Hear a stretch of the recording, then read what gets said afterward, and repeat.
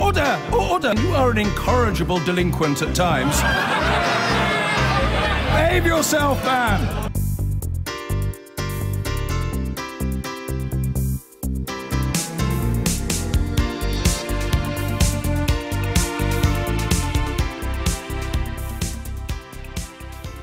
A former Brexit campaigner says he will present evidence to MPs tomorrow, which he claims shows the Vote Leave group broke election laws in the run-up to the referendum in 2016. Shamir Sani says Vote Leave got around spending limits by channeling funds through another pro-Brexit group. Both organisations strongly deny any wrongdoing, but Labour has called for the allegations to be investigated. Here's our political correspondent, Ian Watson. There could be a very simple explanation for Vote Leave's victory. Come at me, guys! They may well have run a better campaign and, well, more voters wanted to leave the EU than remain. But one of Vote Leave's volunteers claims that the main Brexit campaign didn't play by the rules and spent more money than was allowed. Vote Leave was permitted to spend £7 million, but as they approached that limit, they gave an additional £625,000 to a smaller youth-focused operation called Believe. Now that's fine, just so long as Believe was a genuinely independent campaign, but it's alleged it may have been nothing more than a front for Vote Leave itself. There was coordination. They're saying there wasn't coordination, but there was. You know, Believe was set up by Vote Leave. And until post-referendum, you know, we were constantly communicating with Vote Leave senior members, seeking advice from them, being instructed by them, both before the referendum as well as after the referendum. Shamir Sani claims that Vote Leave and Believe were so interlinked that they even shared the same computer drives, and that level of coordination, he says, would break electoral law. But in a tweet, leading Brexit campaigner Boris Johnson described the allegations as utterly ludicrous and said that Vote Leave won fair, square and legally. Vote Leave's former campaign director, Dominic Cummings, also denies any wrongdoing and has dismissed the allegations as lame gossip.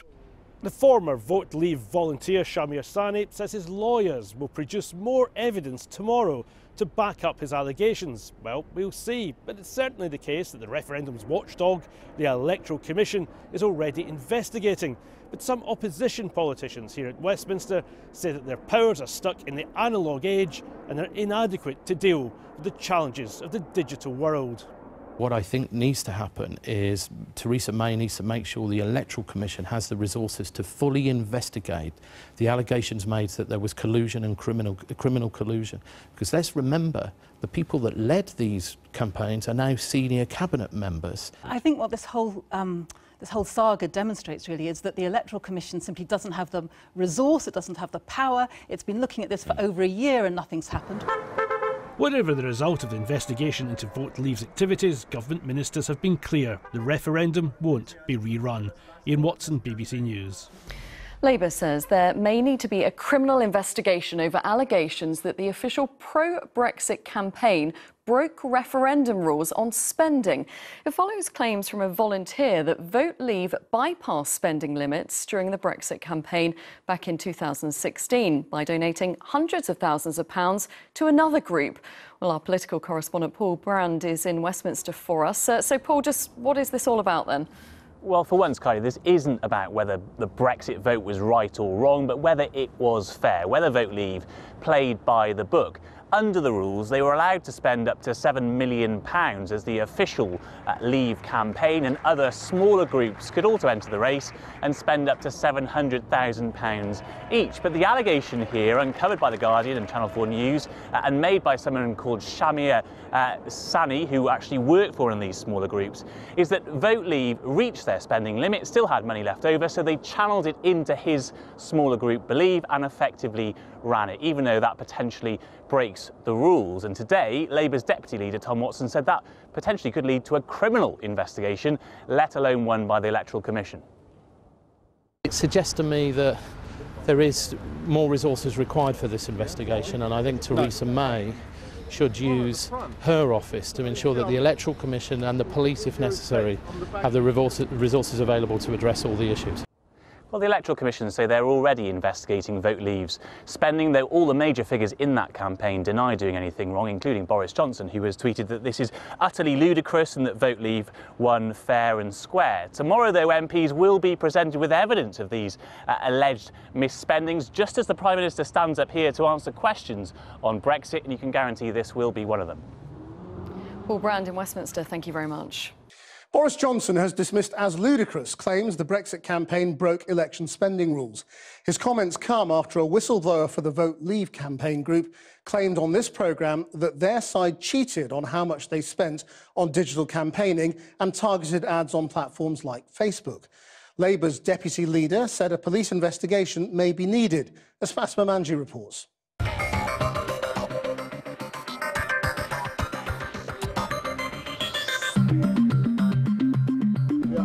Come on, Boris. Go on. Give us a wave, Boris. Yeah. To British people. He was the best-known figurehead of the Vote Leave campaign. So perhaps unsurprisingly, Foreign Secretary Boris Johnson has reacted angrily to a whistleblower's claims that Vote Leave cheated the rules to avoid spending caps. Mr. Johnson tweeted, saying the story is utterly ludicrous. Vote Leave won fair and square and legally, adding, "We are leaving the EU in a year and going global." In an interview with Channel 4 News, first broadcast yesterday, the whistleblower Shamir Sani accused the official Brexit campaign of breaking legal spending limits. I know that Vote Leave cheated, that people had been lied to, and that the referendum wasn't legitimate. Mr. Sani also says Theresa May advisor and Vote Leave campaign manager Stephen Parkinson has outed him as gay in his denial of the allegations. Today he was defended by a cabinet minister. I know Stephen Parkinson, and I've always thought of him as someone of the highest integrity. And there are two sides to these stories. But, you know, what I would say is that in terms of the what did or didn't happen in that referendum campaign, it is, you know, properly a matter for the Electoral Commission to look into these things. But I think where the public are is that they want the government to get on and deliver Brexit, and they want us to move on to the next stage in our national destiny. But the opposition says a police investigation may be needed. Because let's remember, the people that led these campaigns are now senior cabinet members, and I think we need to make sure that they were not aware of what was going on, and that's why I think the resources are needed. And if needs be, the police should be resourced to investigate as well. And I think that it calls into question the adequacy of the current rules on party funding, on electoral rules, the powers of the Electoral Commission, the Information Commissioner. I think basically something's pretty rotten and we need an inquiry. Meanwhile, the shadow Brexit secretary warned his party it cannot break up over the issue of Europe. He also attacked the government for their handling of the new blue passport contract.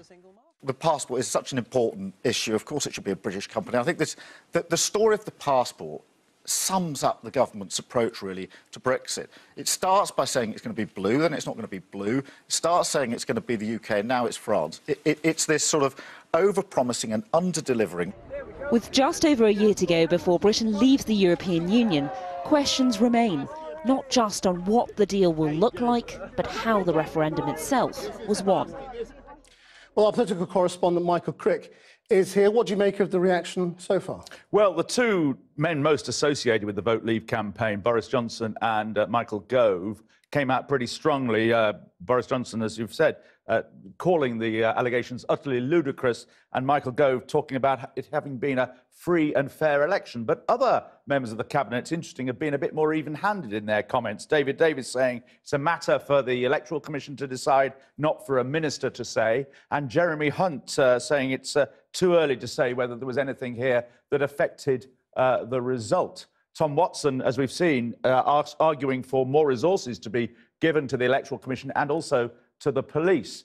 This week, we're going to hear more about this. I think Chris Wiley, one of the whistleblowers on the Cambridge Analytica story, addressing the Culture Select Committee. And also, tomorrow afternoon, Mr. Wiley and the main whistleblower on the Vote Leave story, Shamir Sani, are both giving a press conference, along with one of the QCs that's been advising them.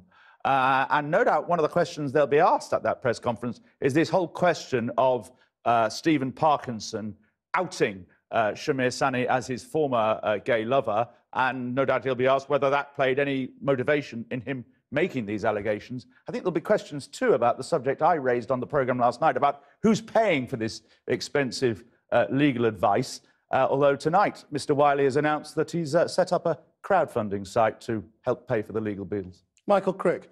Well, Porrick O'Brien is in Vancouver, where Aggregate IQ, the company that undertook digital campaigning for Vote Leave, is based. Porrick.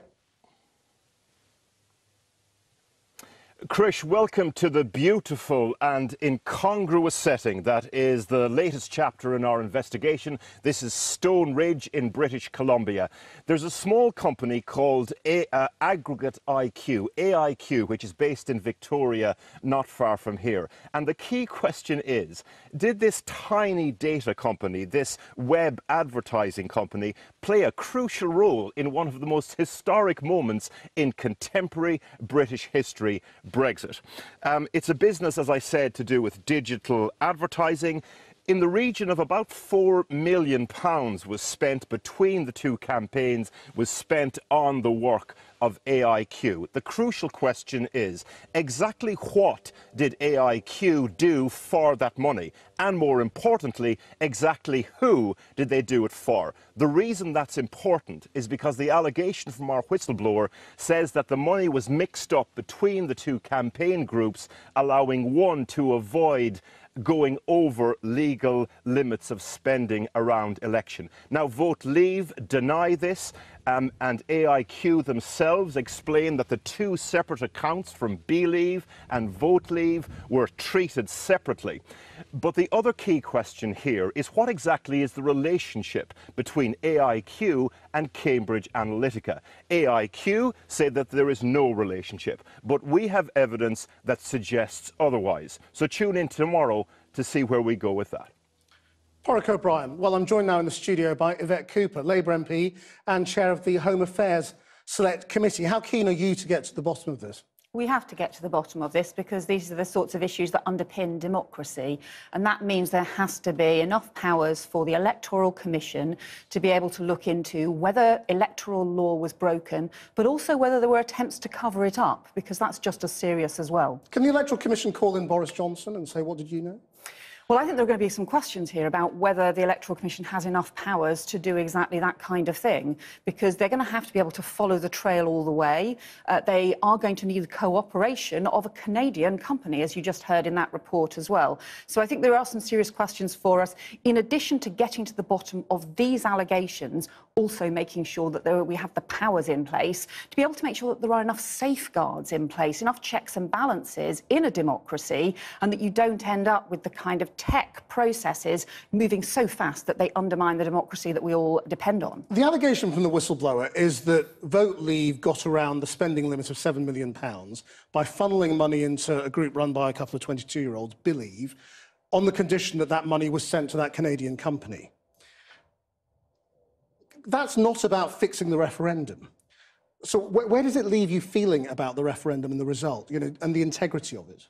I think the really important thing is to separate this from how we might feel, each and every one of us, about the result of the referendum. And there's a danger that this becomes tangled up in the continued concerns that people have actually about whether they agreed or didn't with the result. One of the whistleblowers, obviously at least, is a strong Leave supporter and continues to be so. So I think this is actually about integrity of referendums, of elections, of the electoral process and the democratic process, and using this to get to the heart of whether the safeguards are strong enough, not just about this referendum, but for all future votes and referendums and elections as well.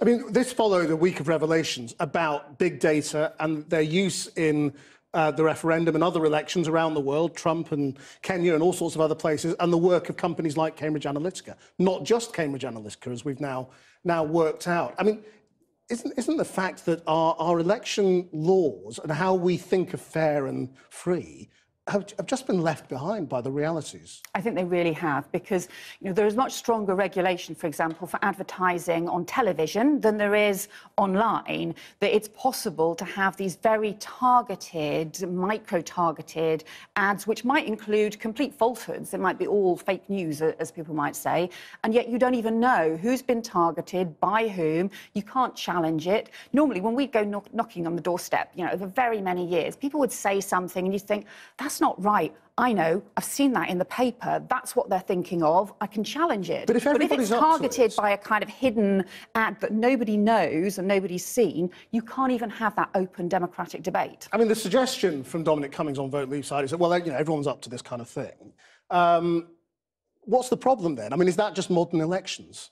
So I think everybody is using Facebook to do targeted advertising, maybe just to do adverts aimed at young people, for example, about maybe about housing or student tuition fees or those sorts of things. So that kind of thing is increasingly happening. The problem is it's not transparent. So I think it should be transparent. Otherwise, you can have targeted ads that might end up being false, having all kinds of things in them, could be involved illegal breaches of electoral law because you don't know how they're funded or where it's coming from.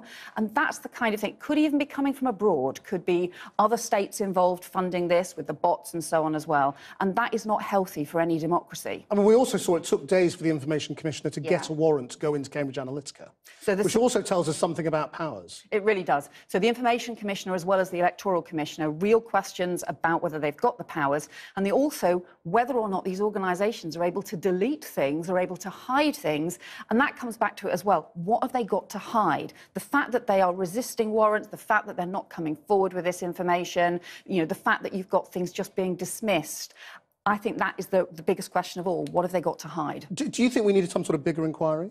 I think we may well need so. I mean, we've got to, I think, give the Electoral Commission and the Information Commissioner the opportunity to get to the bottom of things and to pursue this wherever it may lead, and perhaps to provide reassurances in some areas. I mean, we shouldn't prejudge what they're going to find. But if they can't, and if they come up against problems or it's clear that information's been deleted, then I think there will be a case for a much bigger inquiry, and also for questions as to whether the police should be involved as well. Are you sure Labour hasn't been up to this kind of thing?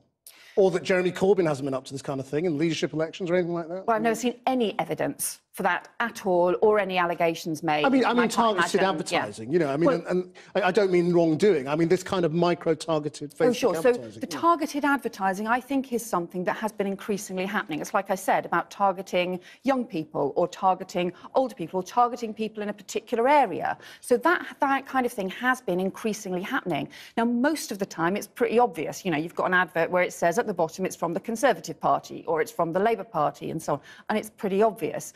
The problem is when you have this kind of thing being done where it's not transparent and where it might be going into such detail and where it also might involve an illegal breach of data in the first place, and that goes back to the Cambridge Analytica relationship with Facebook in the first place. Right, well, while you're with us, can I talk to you about a big controversy facing the Labour Party at the moment, which is the whole question of anti-Semitism and Jeremy Corbyn's response to, on social media to a clearly anti-Semitic mural. There is going to be a demonstration tomorrow at Parliament by Jewish leaders against the Labour Party. Is this not a matter of huge shame for you? Yeah, it is.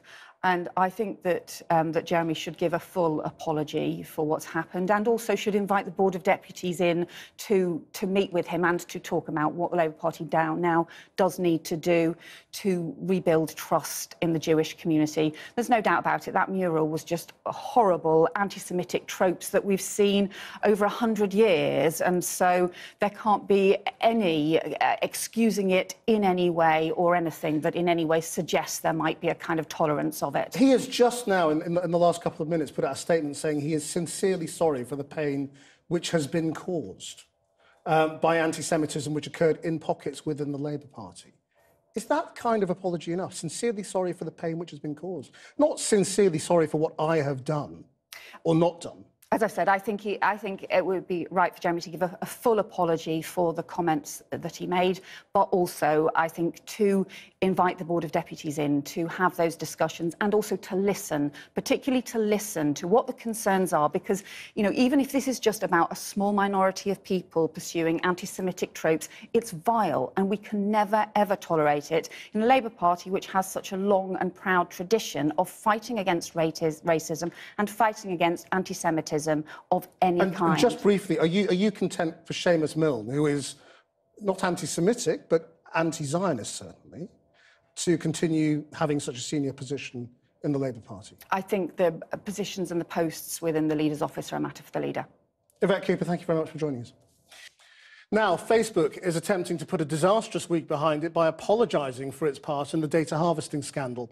The social media giant has taken out full-page advertisements in almost a dozen major US and UK newspapers. But it's a different experience on the ground outside Facebook headquarters in California, as our business editor, Siobhan Kennedy, has been finding out. A bruising week, but it hasn't stopped Facebook fans from turning up at its sprawling Silicon Valley HQ to give the thumbs up. Facebook's all about sharing, but unfortunately for them, what's been shared most this week is a sense of outrage over the company's attitude to its users' own privacy. Has your opinion of Facebook changed at all with this whole data crisis? I don't know, but looks like I will be scared sharing any personal information on Facebook. You would be scared? Yep. You know, I'm fairly disappointed, and I think they need to sit down and look at themselves internally and think about what they stand for and what they're going to be moving forward. Hi. Just let you know, you guys can't film on private property, but if you guys did want to film, you can film from across the street. I'm just doing a little quick piece to camera. Oh yeah, we can't film on campus here. Why It's a closed campus.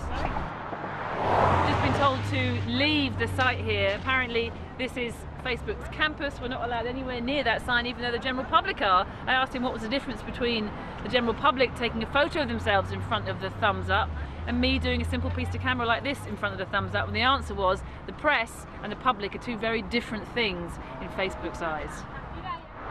Facebook has publicly apologised and talked of greater openness, but after declining Channel 4 News' repeated requests for an interview for more than a week, we decided to try and put a face to the Facebook PR machine ourselves. So we managed to get inside the headquarters here. A security guard let us in on the basis that we would write a message here to their internal system to try and see if we can get anybody, a press officer or somebody, to return our calls. So that's exactly what I'm doing. So could someone please call me and see if we could organise for us to interview someone, anyone from this company? We didn't get to see anyone. Apparently they promised to answer these emails within a week. But we did get a brief glimpse of the inside of Facebook's slogan-filled world. Outside, they're steadily taking over this corner of Silicon Valley with a mega new series of glass buildings renamed Facebook Way. It may tightly control its real-world operations, but public opinion after this data scandal may not be so easy. One thing we've definitely learned in the past few days is that Facebook guards its own privacy much more tightly than it guarded the privacy of its users in the past. That's the Facebook way. I've been getting away with it all.